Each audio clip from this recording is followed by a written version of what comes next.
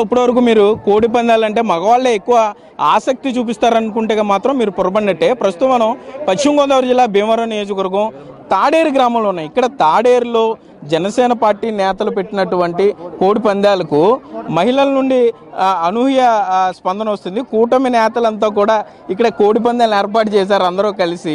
So అంటే జనరల్గా సంస్కృతి సాంప్రదాయాల్లో భాగంగా అందరూ ఏర్పాటు చేస్తూ ఉంటారు. కానీ పెద్ద పెద్ద బరుల్లో లక్షలాది రూపాయలు చేతులు మారే బరుల్లో మాత్రం మహిళలకి ఎక్కువ అవకాశం ఉండదు. కేవలం ఈ మగవాళ్ళు మాత్రమే తీసుకొస్తుంటారు, వారు మాత్రమే పందాలు వేస్తూ ఉంటారు. కానీ ఇక్కడ దాని అంతటికీ భిన్నంగా ఎక్కువ స్థాయిలో మహిళలు వచ్చారు, యువతులు వచ్చారు కోడి పందాలు చూడడానికి. అట్లాగే ఇక్కడ నిర్వాహకులు కూడా అదే స్థాయిలో వీరికి ప్రాధాన్యత ఇస్తున్నారు.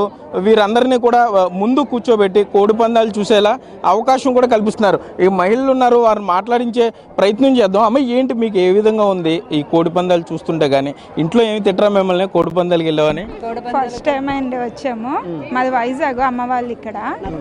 ఇన్ని సంవత్సరాల నుంచి ఎప్పుడు చూడలే, ఇదే ఫస్ట్ టైం రావడం. మేము చాలా బాగుంది. సాంప్రదాయానికి పెట్టింది పేరు కోడి పందాలు. బాగున్నాయి.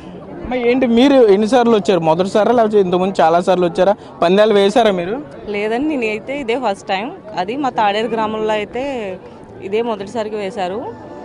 ఇక్కడ మేము అంటే సిటీ నుంచి వచ్చారు కదా, వాళ్ళకి వాతావరణం అయితే చాలా నచ్చిందనమాట. వాళ్ళకి అక్కడైతే ఈ క్లైమేట్ అనేది, ఈ సెట్టింగ్స్ ఉన్నాయి కదా, ఇలాంటివన్నీ ఇక్కడ చూసి వాళ్ళకైతే చాలా ఆనందంగా ఉంది.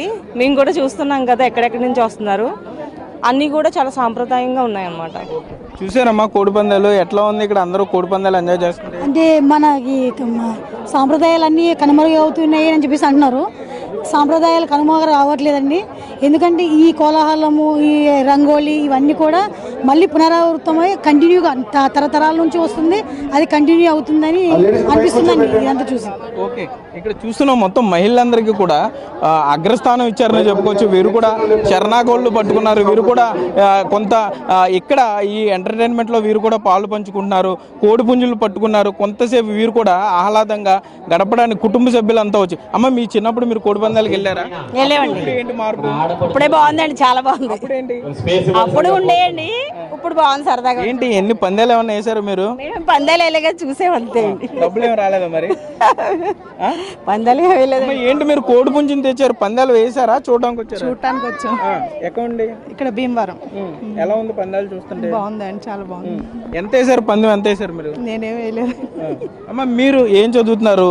ఎక్కడికి ఎందుకు వచ్చారు పర్టికులర్ గా? పందెం కోసం వచ్చాము, చూడడానికి చాలాసేపు జరుగుతాయి. మేము చూస్తూ ఉంటాం, ప్రతి సంవత్సరం వస్తాం. మాది భీమవరమే, సో వస్తూ ఉంటాం చూడడానికి.